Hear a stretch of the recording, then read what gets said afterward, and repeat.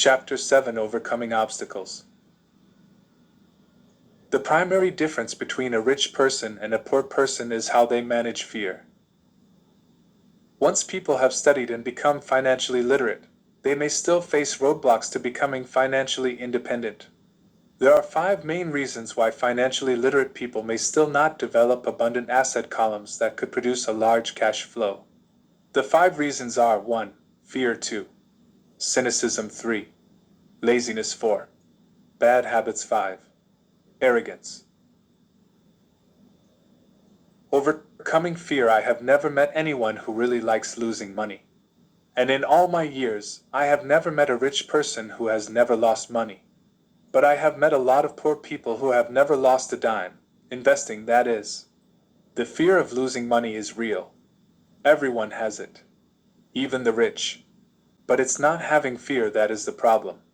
It's how you handle fear. It's how you handle losing. It's how you handle failure that makes the difference in one's life. The primary difference between a rich person and a poor person is how they manage that fear. It's okay to be fearful. It's okay to be a coward when it comes to money. You can still be rich. We're all heroes at something, and cowards at something else. My friend's wife is an emergency room nurse. When she sees blood, she flies into action. When I mention investing, she runs away. When I see blood, I don't run. I pass out. My rich dad understood phobias about money. Some people are terrified of snakes. Some people are terrified about losing money. Both are phobias, he would say. So his solution to the phobia of losing money was this little rhyme. If you hate risk and worry, start early. If you start young, it's easier to be rich. I won't go into it here, but there is a staggering difference between a person who starts investing at age 20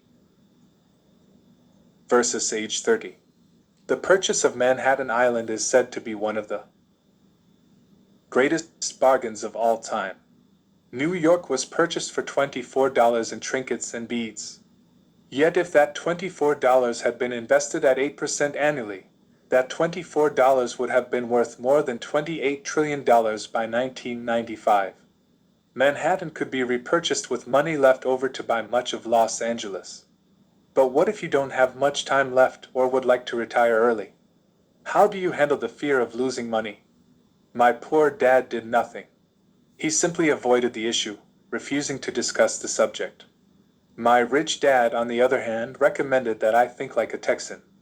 I like Texas and Texans, he used to say. In Texas, everything is bigger. When Texans win, they win big. And when they lose, it's spectacular. They like losing? I asked. That's not what I'm saying.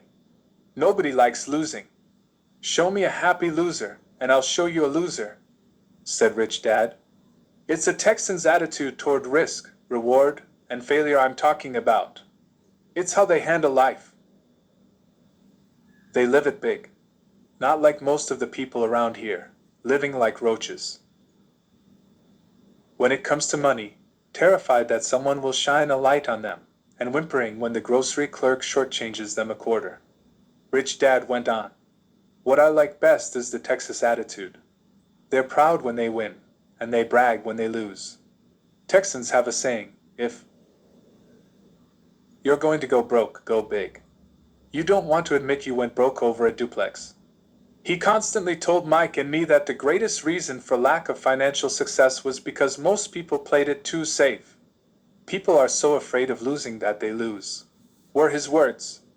Fran Tarkenton, a one-time great NFL quarterback, says it's still another way. Winning means being unafraid to lose. In my own life, I've noticed that winning usually follows losing. Before I finally learned to ride a bike, I first fell down many times. I've never met a golfer who has never lost a golf ball. I've never met people who have fallen in love who have never had their heart broken. And I've never met someone rich who has never lost money. So for most people, the reason they don't win financially is because the pain of losing money is far greater than the joy of being rich. Another saying in Texas is, everyone wants to go to heaven, but no one wants to die. Most people dream of being rich, but are terrified of losing money, so they never get to heaven.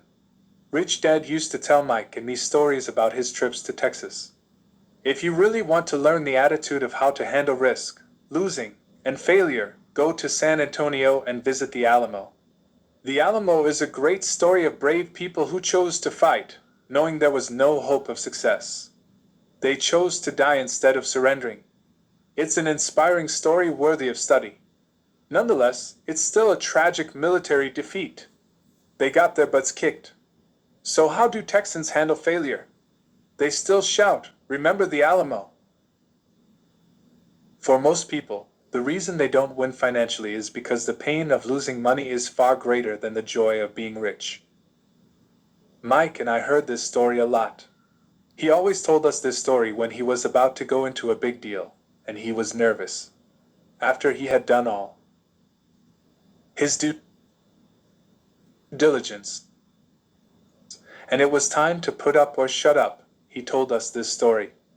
Every time he was afraid of making a mistake or losing money, he told us this story. It gave him strength, for it reminded him that he could always turn a financial loss into a financial win. Rich Dad knew that failure would only make him stronger and smarter. It's not that he wanted to lose. He just knew who he was and how he would take a loss. He would take a loss and make it a win. That's what made him a winner and others losers. It gave him the courage to cross the line when others backed out. "That's why I like Texans so much," he would say. "They took a great failure and turned it into inspiration, as well a tourist destination that makes them millions." But probably his words that mean the most to me today are these: Texans don't bury their failures. They get inspired by them. They take their failures and turn them into rallying cries. Failure inspires Texans to become winners. But that formula is not just the formula for Texans.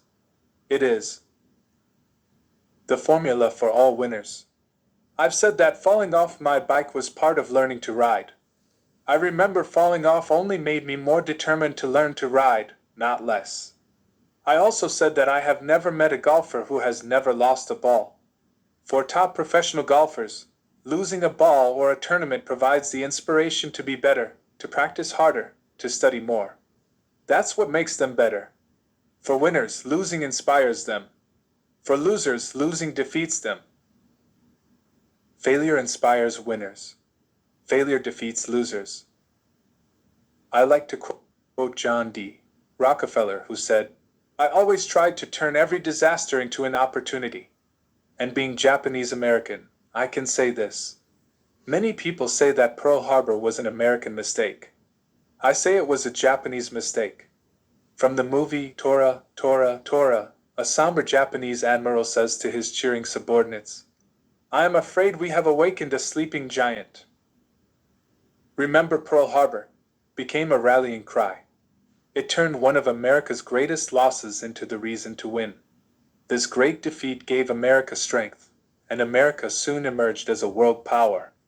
Failure inspires winners, and failure defeats losers. It is the biggest secret of winners. It's the secret that losers do not know. The greatest secret of winners is that failure inspires winning. Thus, they're not afraid of losing.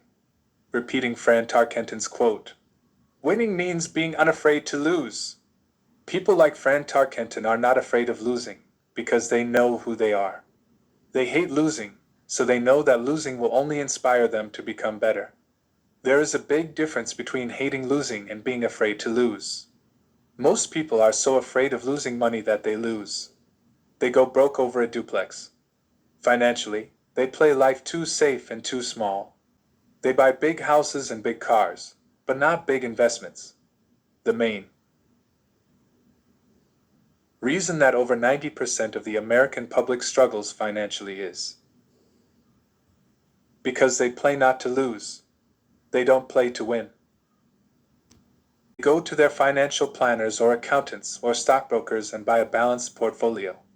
Most have lots of cash in CDs, low-yield bonds, mutual funds that can be traded within a mutual fund family, and a few individual stocks. It is a safe and sensible portfolio. But it is not a winning portfolio. It is a portfolio of someone playing not to lose. Don't get me wrong. It's probably a better portfolio than more than 70% of the population has, and that's frightening. It's a great portfolio for someone who loves safety. But playing it safe and balanced on your investment portfolio is not the way successful investors play the game. If you have little money and you want to be rich, you must first be focused, not balanced. If you look at any successful person, at the start they were not balanced. Balanced people go nowhere. They stay in one spot. To make progress, you must first go unbalanced. Just look at how you make progress. Walking. Thomas Edison was not balanced. He was focused. Bill Gates was not balanced. He was focused. Donald Trump is focused. George Soros is focused. George Patton did not take his tanks wide. He focused them and blew through the weak spots in the German line. The French went wide with the Maginot Line, and you know what happened to them. If you have any desire to be rich, you must focus. Do not do what poor and middle-class people do, put their few eggs in many baskets. Put a lot of your eggs in a few baskets and focus. Follow one course until successful. If you hate losing, play it safe. If losing makes you weak, play it safe. Go with balanced investments. If you're over 25 years old and are terrified of taking risks, don't change. Play it safe, but start early. Start accumulating your nest egg early because it will take time. But if you have dreams of freedom, of getting out of the rat race, the first question to ask yourself is, how do I respond to failure? If failure inspires you to win, maybe you should go for it, but only maybe. If failure makes you weak or causes you to throw temper tantrums, like spoiled brats who call attorneys to file lawsuits every time something doesn't go their way, then play it safe. Keep your daytime job, or buy bonds or mutual funds. But remember, there is risk in those financial instruments also, even though they may appear safe.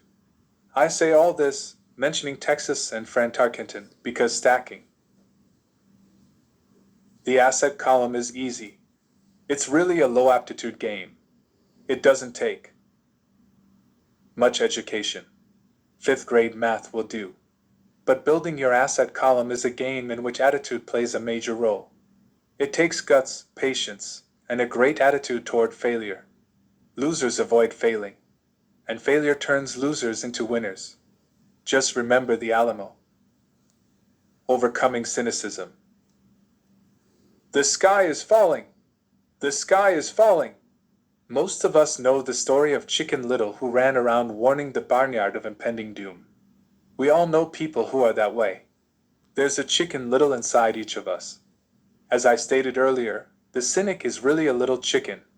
We all get a little chicken when fear and doubt cloud our thoughts. All of us have doubts. I'm not smart. I'm not good enough. So-and-so is better than me. Our doubts often paralyze us. We play the what if game. What if the economy crashes right after I invest? What if I lose control and I can't pay the money back? What if things don't go as I planned? Or we have friends or loved ones who will remind us of our shortcomings. They often say, "What makes you think you can do that? If it's such a good idea, how come someone else hasn't done it?" That will never work. You don't know what you're talking about. These words of doubt often get so loud that we fail to act. A horrible feeling builds in our stomach. Sometimes we can't sleep. We fail to move forward. So we stay with what is safe, and opportunities pass us by. We watch life passing by as we sit immobilized with a cold knot in our body. We have all felt this at one time in our lives, some more than others. Peter Lynch of Fidelity Magellan Mutual Fund fame refers to warnings about the sky falling as noise, and we all hear it. Noise is either created inside our heads or comes from outside, often from friends, family, coworkers, and the media. Lynch recalls the time during the 1950s when the threat of nuclear war was so prevalent in the news that people began building fallout shelters and storing food and water. If they had invested that money wisely in the market, instead of building a fallout shelter, they'd probably be financially independent today. When violence breaks out in a city, gun sales go up all over the country.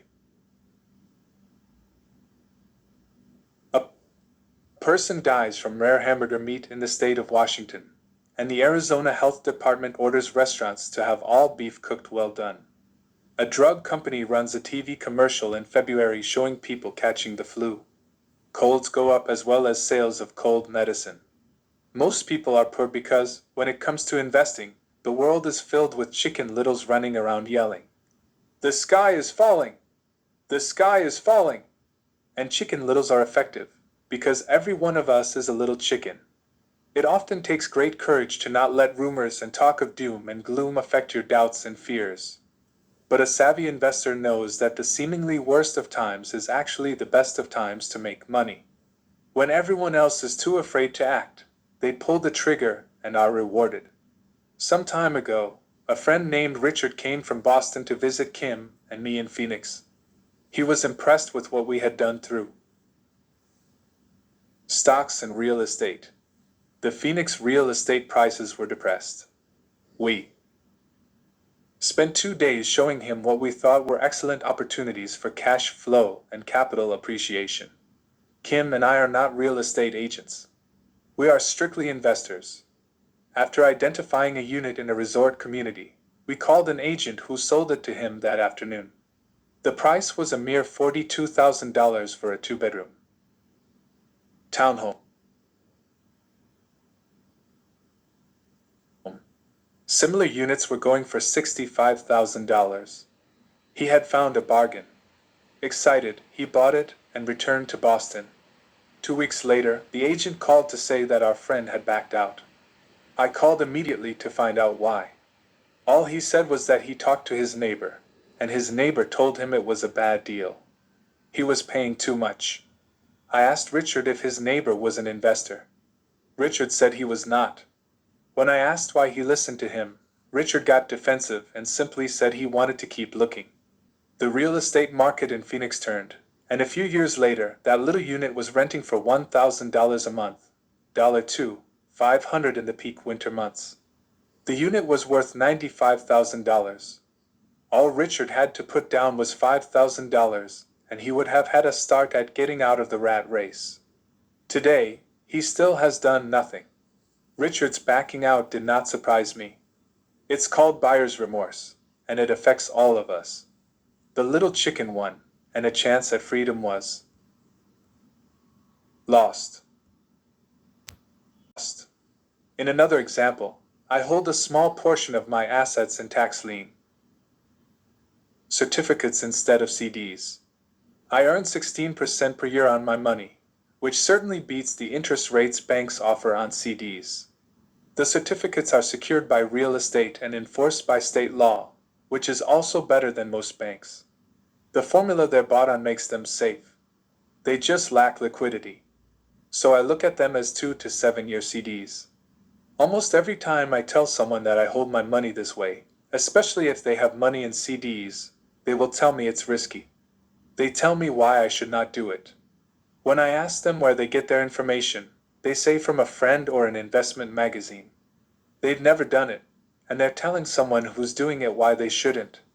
The lowest yield I look for is 16%, but people who are filled with doubt are willing to accept a far lower return. Doubt is expensive. My point is that it's those doubts and cynicism that keep most people poor and playing it safe. The real world is simply waiting for you to get rich. Only a person's doubts keep them poor. As I said, getting out of the rat race is technically easy. It doesn't take much education, but those doubts are cripplers for most people. Cynics never win, said Rich Dad. Unchecked doubt and fear creates a cynic. Cynics criticize and winners analyze, was another of his favorite sayings. Rich Dad explained that criticism blinded while analysis opened eyes. Analysis allowed winners to see that critics were blind, and to see opportunities that everyone else missed. And finding what people miss is key to any success. Real estate is a powerful investment tool for anyone seeking financial independence or freedom. It is a unique investment tool. Yet every time I mention real estate as a vehicle, I often hear, "I don't want to fix toilets." That's what Peter Lynch calls noise. That's what my rich dad would say is the cynic talking, someone who criticizes and does not analyze, someone who lets their doubts and fears close their mind instead of open their eyes.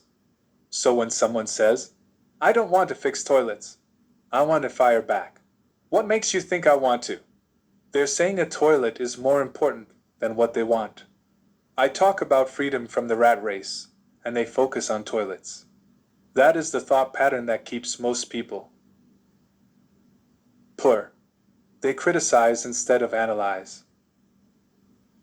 "I don't want to hold the key to your success," Rich Dad would say. Because I, too, do not want to fix toilets. I shop hard for a property manager who does fix toilets.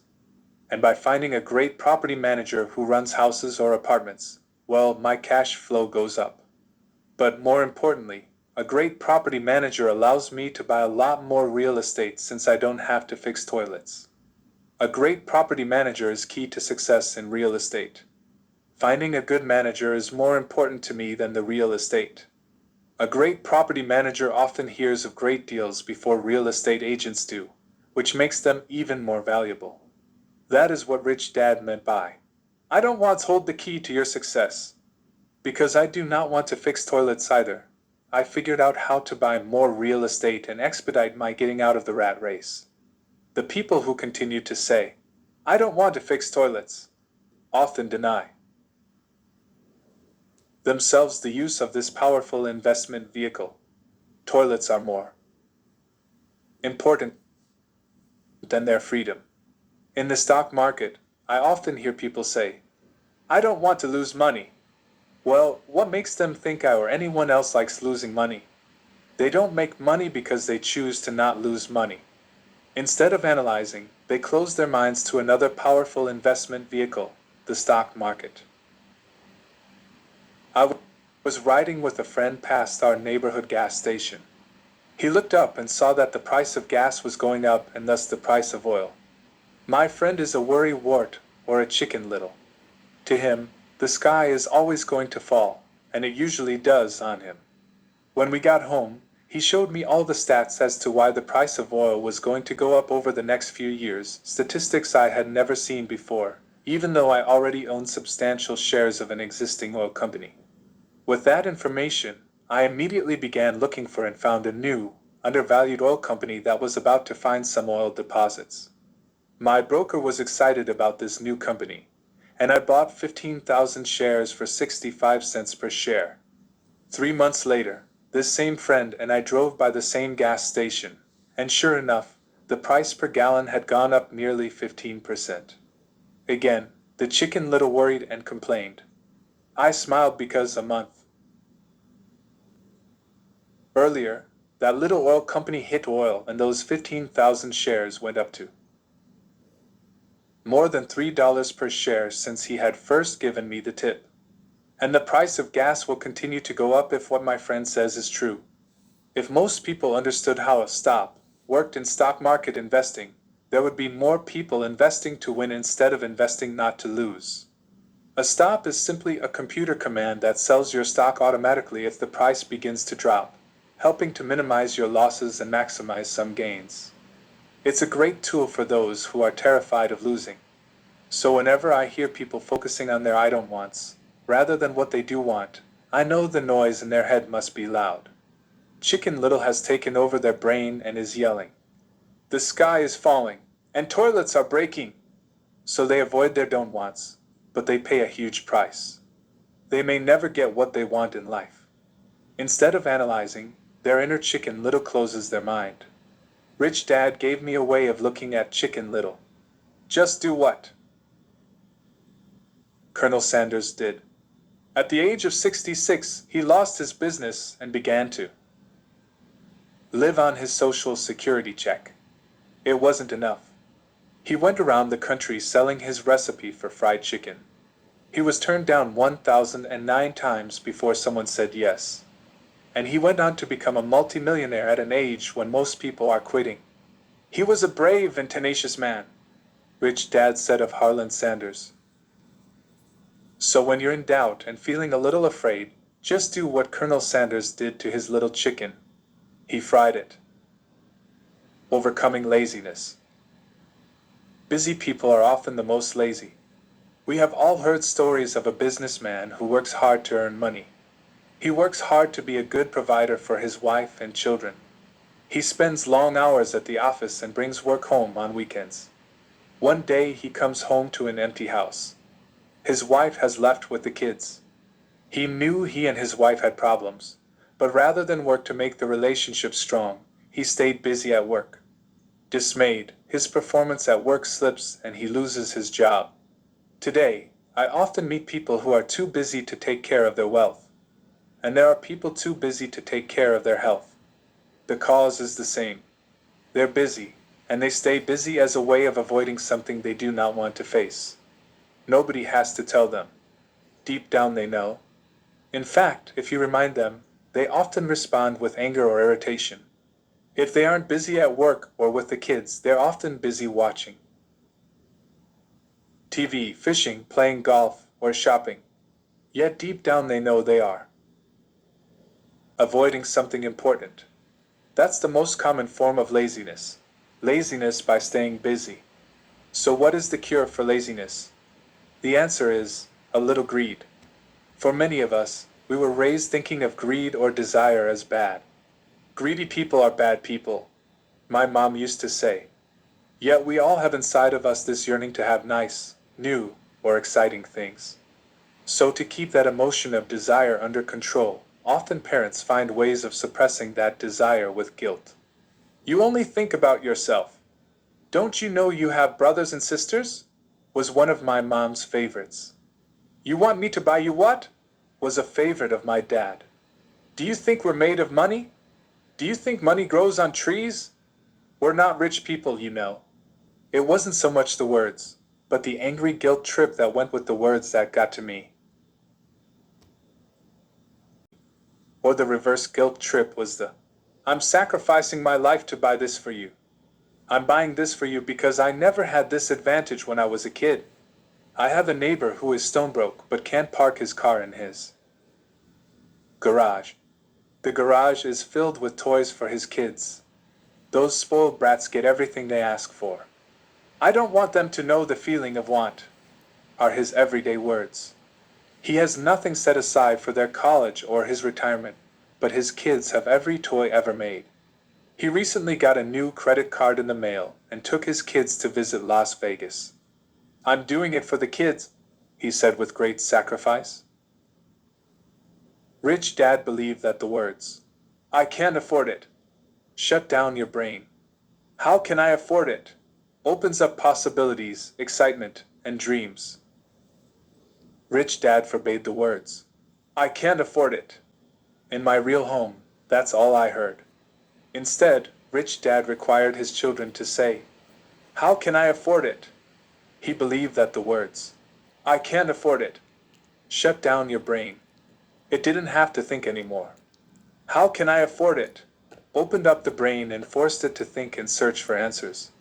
But most importantly, he felt the words, I can't afford it, were a lie. And the human spirit knows it. The human spirit is very, very powerful, he would say. It knows it can do anything. By having a lazy mind that says, I can't afford it, a war breaks out inside you. Your spirit is angry, and your lazy mind must defend its lie. The spirit is screaming, Come on, let's go to the gym and work out. And the lazy mind says, But I'm tired. I worked really hard today. Or the human spirit says, I'm sick and tired of being poor. Let's get out there and get rich. To which the lazy mind says, Rich people are greedy. Besides, it's too much bother. It's not safe. I might lose money. I'm working hard enough as it is. I've got too much to do at work anyway. Look at what I have to do tonight. My boss wants it finished by morning. I can't afford it. Also causes sadness, a helplessness that leads to despondency and often depression. How can I afford it? Opens up possibilities, excitement, and dreams. So Rich Dad was not so concerned about what we wanted to buy as long as we understood that "how can I afford it?" creates a stronger mind and a dynamic spirit. Thus he rarely gave Mike or me anything. He would instead ask, "How can you afford it?" And that included college, which we paid for ourselves. It was not the goal, but the process of attaining the goal that he wanted us to learn. The problem I see today is that there are millions of people who feel guilty about their desire or their greed. It's old conditioning from their childhood. While they desire to have the finer things that life offers, most have been conditioned subconsciously to say, "I can't have that," or "I'll never be able to afford that." When I decided to exit the rat race, it was simply a question of, "How can I afford to never work again?" And my mind began to kick out answers and solutions. The hardest part was fighting my real parents' dogma. "We can't afford that. Stop thinking only about yourself. Why don't you think about others?" And other similar sentiments designed to instill guilt to suppress my greed. So how do you beat laziness? Once again, the answer is a little greed. It's that radio station WIFM, which stands for "What's in it for me?" A person needs to sit down and ask, "What would my life be like if I never had to work again? What would I do if I had all the money I needed?" Without that little greed, the desire to have something better, progress is not made. Our world progresses because we all desire a better life. New inventions are made because we desire something better. We go to school and study hard because we want something better. So whenever you find yourself avoiding something you know you should be doing, then the only thing to ask yourself is, "What's in it for me?" Be a little greedy. It's the best cure for laziness. Too much greed, however, as anything in excess can be, is not good. But just remember what Michael Douglas said in the movie Wall Street. Greed is good. Rich Dad said it differently. Guilt is worse than greed, for guilt robs the body of its soul. I think Eleanor Roosevelt said it best. Do what you feel in your heart to be right, for you'll be criticized anyway. You'll be damned if you do, and damned if you don't. Overcoming bad habits. Our lives are a reflection of our habits more than our education. After seeing the movie Conan the Barbarian, starring Arnold Schwarzenegger, a friend said, "I'd love to have a body like Schwarzenegger." Most of the guys nodded in agreement. "I even heard he was really puny and skinny at one time." Another friend added, "Yeah, I heard that too." Another one said, "I heard he has a habit of working out almost every day in the gym." "Yeah, I'll bet he has to." "Nah," said the group cynic. "I'll bet he was born that way. Besides, let's stop talking about Arnold and get some beers." This is an example of habits controlling behavior. I remember asking my rich dad about the habits of the rich. Instead of answering me outright, he wanted me to learn through example, as usual. "When does your dad pay his bills?" Rich Dad asked. "The first of the month," I said. "Does he have anything left over?" he asked. "Very little," I said. "That's the main reason he struggles," said Rich Dad. "He has bad habits." Your dad pays everyone else first. He pays himself last, but only if he has anything left over, which he usually doesn't. I said, "But he has to pay his bills, doesn't he?" "You're saying he shouldn't pay his bills?" "Of course not," said Rich Dad. "I firmly believe in paying my bills on time. I just pay myself first, before I pay even the government." "But what happens if you don't have enough money?" I asked. "What do you do then?" "The same," said Rich Dad. "I still pay myself first, even if I'm short of money. My asset column is far more important to me than the government." "But," I said, "don't they come after you?" "Yes, if you don't pay," said Rich Dad. Look, I did not say not to pay. I just said I pay myself first, even if I'm short of money. "But," I replied, "how do you do that?" "It's not how. The question is why." Rich Dad said. Okay, why? Motivation, said Rich Dad. Who do you think will complain louder if I don't pay them, me or my creditors? Your creditors will definitely scream louder than you, I said, responding to the obvious. You wouldn't say anything if you didn't pay yourself. So you see, after paying myself, the pressure to pay my taxes and the other creditors is so great that it forces me to seek other forms of income. The pressure to pay becomes my motivation. I've worked extra jobs, started other companies, traded in the stock market, anything just to make sure those guys don't start yelling at me. That pressure made me work harder, forced me to think, and all in all, made me smarter and more active when it comes to money. If I had paid myself last, I would have felt no pressure, but I'd be broke. So it is the fear of the government or other people you owe money to that motivates you. That's right, said Rich Dad. You see, government bill collectors are big bullies. So are bill collectors in general.